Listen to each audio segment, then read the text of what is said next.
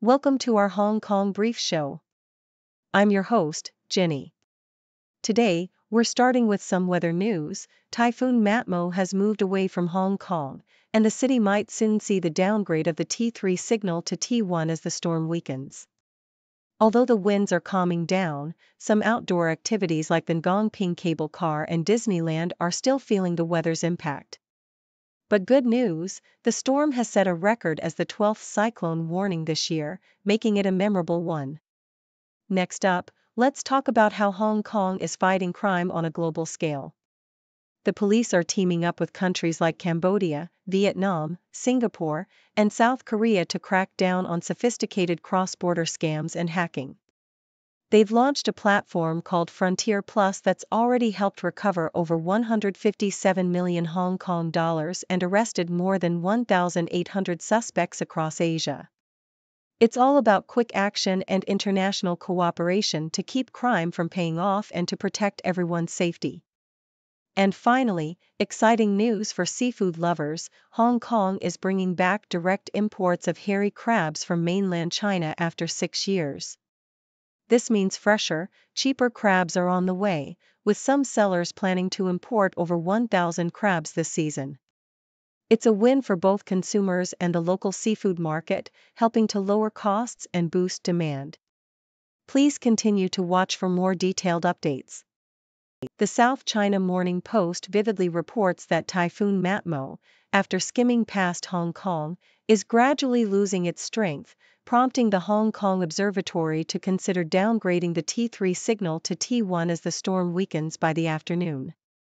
The story paints a lively picture of the storm's lingering effects, with strong winds, squally showers, and thunderstorms still impacting the city's outdoor attractions like Ngong Ping cable car and Hong Kong Disneyland, which have temporarily suspended outdoor activities.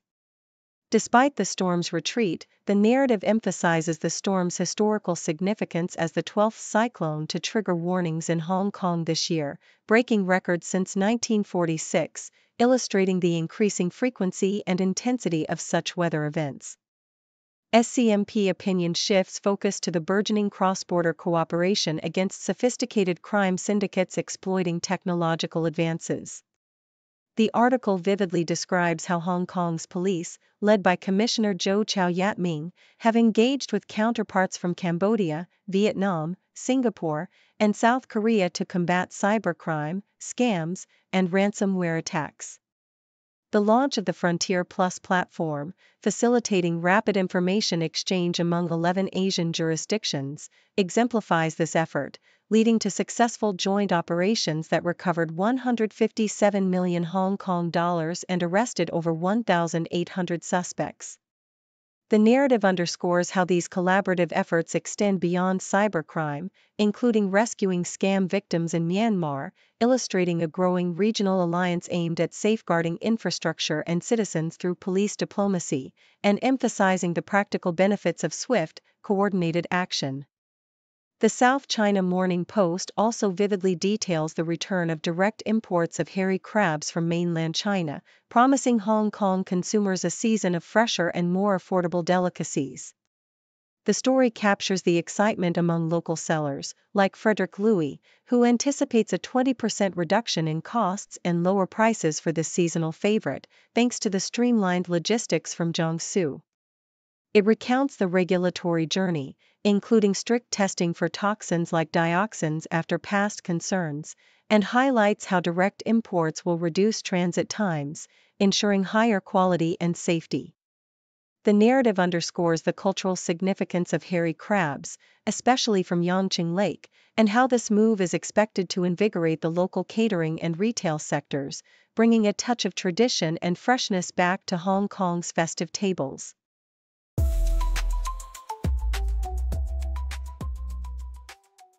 South China Morning Post highlights how AI safety is fundamentally intertwined with innovation, emphasizing that ensuring the reliability of AI models is crucial for their economic value. Jack Jiang, a professor at HKU Business School, advocates for third-party evaluations of AI models to combat hallucinations, factual inaccuracies that undermine trust, especially in high-stakes sectors like finance and healthcare. His team's rigorous assessments reveal that Chinese models, despite strong reasoning abilities, still struggle with hallucinations, which hampers their adoption.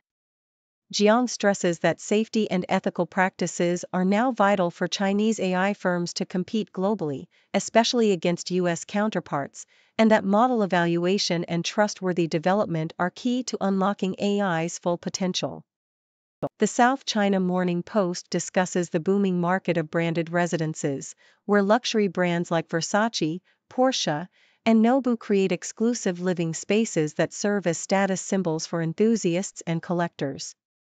This trend has expanded globally, with projects in places like Florida's Walt Disney World and Dubai, integrating brand heritage into architecture and lifestyle. While Asia-Pacific, particularly China, sees rapid growth in branded residences, Hong Kong remains an outlier, with domestic developers preferring to leverage their reputations rather than partnering with international brands. The city's strong local developer scene and high-quality offerings mean that branded residences are less necessary, and the market remains relatively modest compared to other regions. The South China Morning Post also explores Hong Kong's ambitious plans to transform into a global education hub, driven by the government's decision to increase non-local student quotas and expand international schooling.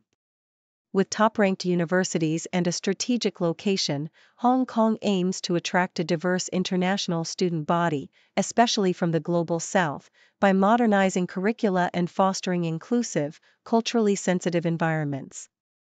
Challenges such as housing costs and the need for curriculum adaptation are acknowledged, but the city's rich educational history and strategic position provide a solid foundation. If Hong Kong can successfully reframe its education system to be more open, inclusive, and globally oriented, it could establish itself as a leading model for 21st-century international education.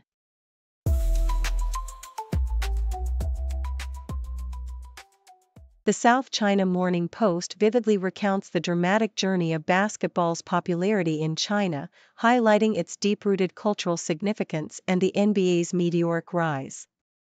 It traces the sport's evolution from Zhou Enlai's endorsement in 1935, through the surge of global stars like Michael Jordan and Yao Ming, to the league's massive digital presence with tens of millions of followers. The narrative underscores how Yao Ming's entry into the NBA in 2002 transformed Chinese perceptions of the league, turning it into a national obsession, and how the league's strategic investments, such as grassroots programs and digital engagement, cemented its dominance.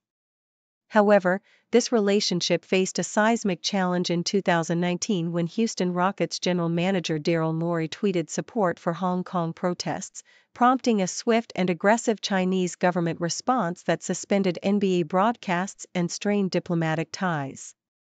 Despite this, the league has cautiously resumed its presence with events like the recent Macau Games, exemplifying a delicate balancing act between commercial interests and political sensitivity, and illustrating the resilience of basketball's appeal across China. The South China Morning Post also offers a compelling insight into the intense competitive landscape of Chinese martial arts through Lydia Sham Huiyu's reflections on her upcoming participation in the national games. Sham, a distinguished wushu athlete and world champion, emphasizes that the national event will be more challenging than the world championships, citing the high level of Chinese competitors and the demanding nature of the routines. Her candid account reveals the pressure and expectations placed on top athletes, especially when competing on home turf where national pride is on the line. The narrative also touches on the physical toll of elite sports, with Sham and her peers managing injuries and long-term training commitments, illustrating the rigorous discipline required to excel. The stories of Lao Qilong and Li Weijun further underscore the event's significance, with both athletes acknowledging the heightened intensity and strategic importance of the national games, which serve as a crucial stepping stone for future international success and national prestige. Meanwhile, the South China Morning Post highlights the meteoric rise of Katie Fong, a Taiwanese-born beauty influencer who has captivated Generation Z audiences across TikTok and Instagram. Her journey from modest beginnings working part-time jobs in Vancouver to gracing Times Square billboards exemplifies the power of authenticity and relatability in social media stardom. Fong's candid sharing of her personal struggles, including her emotional breakdowns and close relationship with her supportive mother, resonates deeply with her followers, inspiring confidence and positivity. Her collaborations with top beauty brands like Kosas, Caudalie, and Neutrogena showcase her influence within the industry, while her friendships with celebrities such as Rihanna and Olympic gymnast Suni Lee further elevate her profile. Fong's story encapsulates the modern influencer's pathway to fame, driven by genuine connection, strategic brand partnerships, and a vibrant online presence, making her a defining figure of her generation's digital culture.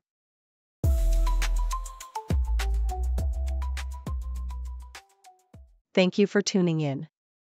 The content above showcases the latest briefing reports and analytical synopses, thoughtfully curated by the 6Do team.